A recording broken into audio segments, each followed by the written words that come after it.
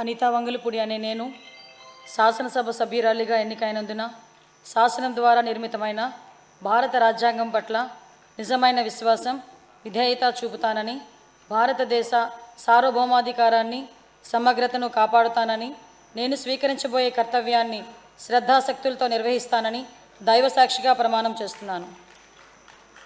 ఆంధ్రప్రదేశ్ శాసనసభ సభ్యురాలినైన అనితా వంగలపూడి అనే నేను సభ నియమావళికి కట్టుబడి ఉంటానని, వాటిని అనుసరిస్తానని, సభ మర్యాదలను పాటిస్తానని, సాంప్రదాయాలను గౌరవిస్తానని దైవసాక్షిగా ప్రమాణం చేస్తున్నాను.